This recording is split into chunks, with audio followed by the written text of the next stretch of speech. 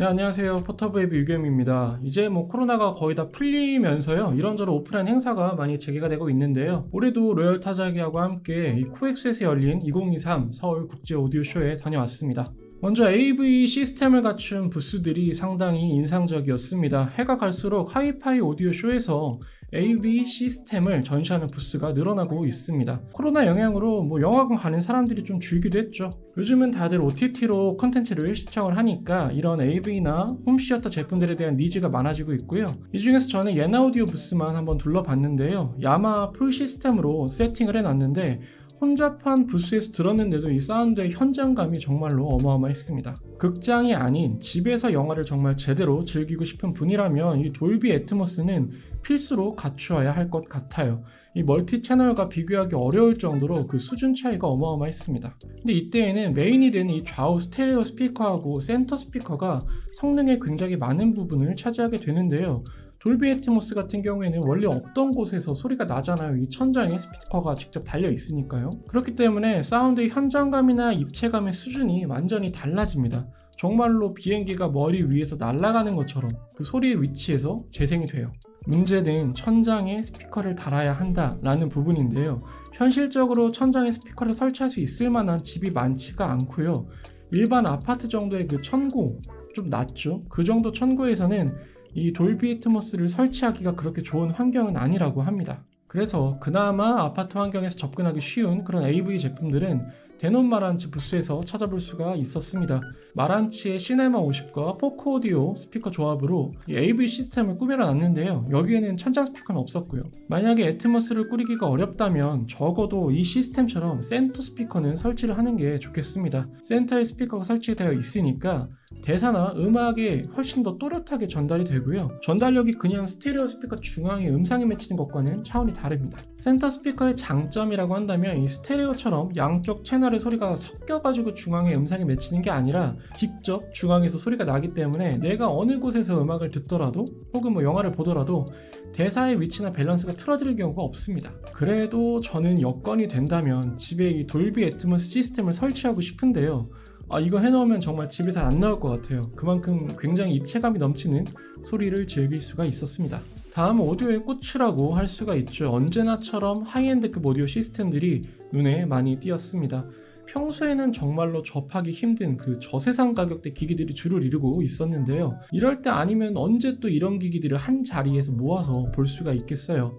아마 현실감이 없는 가격이기 때문에 오히려 마음이 더 편하게 듣고 올 수가 있었습니다. 가장 인상 깊었던 곳은 극동음향 부스였는데요. CH 프리시즌 풀 시스템에 궤벨 오디오에 디빈 노블레스 스피커를 물린 시스템이었습니다. 궤벨 오디오는 이전까지는 국내 오디오 쇼에서 한 번도 나온 적이 없다고 해서 매우 또 기대를 하고 들어볼 수가 있었는데 마침 또 부스에는 CH 프리시즌의 현지 매니저분께서 오셔가지고 시연회를 진행을 해주셨습니다. CH D1.5 CD 플레이어를 메인 소스기로 시연을 했고요. 같은 음원을 CD, 그리고 SACD, MQACD 이렇게 서로 다른 포맷으로 비교를 해가면서 들어볼 수가 있었습니다. 그 밖에 CDP를 CDT로 사용을 해서 동사의 DAC로 연결을 해서 들어보기도 했고요. 음감러 입장에서는 여러가지 재미있는 비교, 청음 시간이었습니다. 한마디로 소리가 정말로 어나더 레벨이더라고요. 대형 기기에서 기대할 수 있는 좋은 소리의 모범이라고 해야 할까요? 저역은 깊고 묵직하게 잘 떨어졌고요.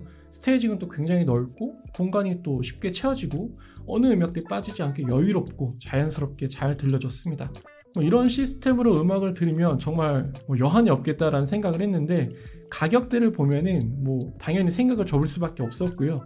스피커 한 대의 가격만 해도 벤틀리 가격이에요. 이게 역시 또 오디오의 수준이 가격에 비례한다는 걸 느낄 수가 있었습니다. 이거는 롯데가 돼도 안 될 것 같습니다. 그리고 저희 채널과 인연이 깊은 곳이죠. 로이코 부스에 가보니까 또 꽤나 반가운 조합이 보이더라고요. 국내에서는 수입사가 달라지는 바람에 이산가족 신세가 되었던 매킨토시와 소너스 파베르가 다시 한 지붕 아래로 모였습니다. 소너스 파베르가 매킨토시 그룹에 속한 그런 브랜드다 보니까 해외에서는 매킨토시 앰프와 소너스 파베르 스피커의 매칭이 거의 기본처럼 그렇게 붙어서 나오게 되는데요. 국내에서는 오랜만에 이 두 브랜드가 매칭으로 들어볼 수가 있게 됐고요. 소너스 파베르의 신제품인 아마티5도 들어볼 수가 있었고요. 그리고 한쪽 부스에서는 매킨토시하고 소너스 파베르, 다른 쪽에서는 젠더고스팅하고 소노스 파비르가 앰프 매칭으로 다르게 묶여져 있어서 비교해서 듣기도 상당히 재밌었습니다. 다녀오신 분들이 후기를 좀 찾아봤더니 확실히 선호하는 조합이 좀 다르더라고요. 어떤 분들은 맥킨토시 조합을 더 좋다고 하셨고 어떤 쪽에서는 또 덴다고스티노 조합이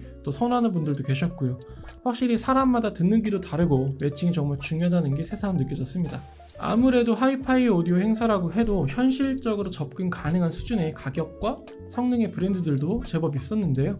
국내 브랜드인 하이파이 로즈 부스에 한번 들려봤습니다. 워타이파이에서도 주목할 만한 브랜드로 꼽히기도 했고요. 국내 유주층도 점점 두꺼워지고 있고 여러모로 잘 나가고 있는 브랜드입니다. 타자기 말로는 작년 미네쇼에서도 이 해외 유저들한테 상당히 인기가 많았다고 하더라고요. 이번 쇼에서는 신제품인 네트워크 트랜스포트 RS130을 선보였는데요. 네트워크 스트리밍 소스 기기로 이 DAC 앞에 붙여서 신호를 DAC에 전달하는 그런 기기인데 하이파이 로즈 제품군들 중에서 RA180과 함께 최상급 라인을 형성할 만한 그런 기기였습니다.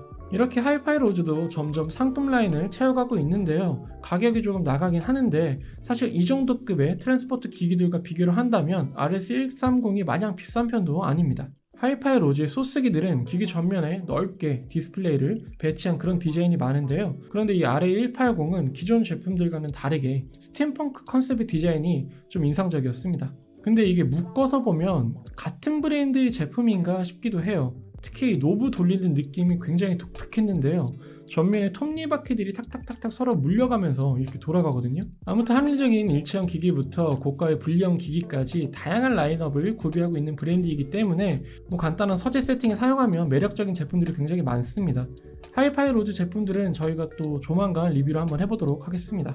이번에는 처음 발견한 브랜드이기도 하고 로열 타자기도 상당히 마음에 들어했던 그런 브랜드였는데요. 사운드 트레이드에서 수입을 하고 있는 리바이벌 오디오입니다. 특히 이날 들어본 아탈란테 5라는 스피커가 저도 탐이 나더라고요. 리바이벌 오디오는 프랑스 브랜드였고요. 개발자는 원래 포컬이나 다인오디오 같은 그런 유명 브랜드에서 일을 했던 그런 엔지니어라고 합니다. 아탈란테 5 같은 경우에는 28mm 소프트톤 트위터와 그리고 75mm 미디 드라이버, 12인치 우퍼 이렇게 3웨이 스피커였고요. 특이한 게 우퍼 같은 경우가 현무암 샌드위치 구조라고 해서 콘지를 현무암에서 추출해낸 그런 소재로 만들었다고 하네요. 다른 스피커들은 아무리 소리가 좋아도 제가 감당할 수 있는 그런 수준의 가격대가 아니었는데 이 제품은 오디오에 욕심이 조금 있는 분이라면 어느 정도 접근이 가능할 만한 1000만원 언더 제품이라서 소리도 괜찮고 가격도 괜찮았습니다. 목재 캐비넷의 객작형 스피커라서 요즘 트렌드에 맞는 그런 구조는 아니에요. 과거의 전통적인 스피커 모양새이긴 한데요. 소리만큼은 전혀 올드하지가 않았습니다. 밸런스도 좋았고 해상력도 막 뛰어난 류는 아닌데 그렇다고 떨어지도 않고 저역도 굉장히 스피드 있게 잘 나왔고요. 이 정도 소리 스케일과 밸런스라면 제가 생각할 때에는 1000만원 언더 스피커들 사이에서는 충분히 경쟁력이 있을 것 같습니다. 제 작업실에 있는 그 스피커도 한 4년 정도 사용을 해서 마침 이제 조금씩 기변 욕구가 스멀스멀 올라오고 있거든요. 근데 이 정도면은 가성비 괜찮으니까 바꿀만 하지 않나 생각을 하고는 있는데 또 아내한테 말하면 등짝 맞겠죠. 다음은 독특한 디자인에 박력 있는 소리 스타일로 제법 인기 있는 블루투스 스피커 브랜드죠. 드비알레 부스를 한번 가봤습니다. 특히나 이 팬텀 시리즈는 볼 때마다 스피커 양쪽에 달린 우퍼가 막 터질 듯이 움직여요. 이게 정말 보는 맛이 있고요. 블루투스 스피커인데도 소리가 굉장히 박력이 있고 호방한 맛이 있습니다. 이번 오디오 쇼에서는 사운드바인 디온이라는 제품이 상당히 인상적이었어요. 디자인도 드비알레답게 세련된 디자인이었고요. 기존 팬텀 시리즈의 박력 있는 스타일과는 다르게 소리가 약간 부드럽고 중역대 질감이 괜찮더라고요. 해상력이나 음장감 이런 면에서는 사운드바 카테고리 안에서는 수준급에 들어가지 않을까 합니다. 사운드바에 관심이 있는 분들이라면 이 제품도 한번 눈여겨보시면 좋을 것 같습니다. 여기도 명불허전인 브랜드죠. 제네렉 부스도 굉장히 호황이었는데요. 다른 부스에 비해서 비교적 젊은 고객층들이 많이 오셨더라고요. 아마 음악 하시는 분들이 많지 않을까 그렇게 생각을 합니다. 제네렉의 플래그십 풀세트라고 할 수가 있는 8361A하고 W371A를 이렇게 묶은 시스템을 들어볼 수가 있었는데요. 일단은 스피커 자체만으로도 저에게 굉장히 잘 나오는데 여기에다가 제짝인 우퍼를 붙여놓으니까 소리가 한층 묵직해지고 여유도 생기면서 정말로 대형 스피커 스케일의 소리를 들려줬습니다. 확실히 모니터링 스피커의 명가답게 군더더기 없고 깔끔한 소리가 인상적이었고요. 제네렉은 이런 풀 시스템이 아니더라도 이 소형 스피커들도 니어필드 환경에서는 견줄 만한 제품이 딱히 없을 정도니까요. 다만 이 음악을 업으로 하는 그런 분들하고 음악 감상을 주로 하는 분들이 취향이 조금 다르거든요. 그래서 오디오는 일단 청음을 해보고 결정하는 것이 답인 것 같습니다. 하이파이 제품들이 주로 나온 전시였지만 헤드파이 제품도 들어볼 수가 있었는데요. 그 중에서 이 첼이라고 있는 것 같은데 HMP1을 한번 들어볼 수가 있었습니다.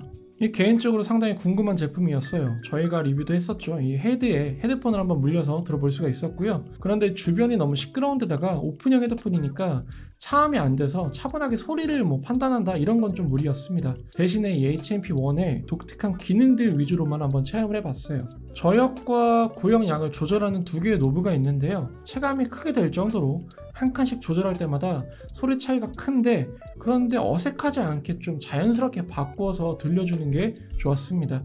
그리고 크로스피드를 조절을 해봤는데도 이때에도 제법 차이가 크게 느껴져서 재밌더라고요. 근데 또 생각을 해보면 이런 기능들을 막상 집에 제품을 놓고 헤드폰을 한번 물려서 처음에 세팅을 해놓으면 그 다음엔 또 얼마나 만져볼까 하는 그런 생각이 들기도 했어요. 근데 작년에 이어서 올해에도 서울국제 오디오쇼를 한번 들러봤는데요. 올해에는 그동안 잘 볼 수 없었던 브랜드들을 많이 접할 수 있어서 좋았습니다. 매년 비슷한 브랜드들이 기존 제품에 신제품 한두 개만 추가된 경우가 많았는데 이번에는 새친소 느낌처럼 평소 안 보이던 브랜드들이 계속 보이니까 정말로 구경할 맛이 나더라고요. 체감상 작년에 비해 관객 수도 많이 늘어난 것 같고요. 특히 젊은 층, 커플, 여성 관객분들도 제법 보였습니다. 이건 앞으로 오디오쇼를 진행을 하는데 무척 좋은 현상인 것 같아요. 그리고 부스뿐만이 아니라 전시장 그 긴 복도나 별도의 룸에 차려져 있었던 음반 판매장 그리고 LP 판매점도 계속 많아지고 있어서 상당히 기분이 좋았습니다. 오디오쇼 한정으로 미발매 앨범을 선판매하는 것도 있었고요. 제가 자주 들어가는 LP 커뮤니티를 봐도 간간히 이번 쇼에 가서 음반 디깅을 하고 왔다는 분들이 제법 있었어요.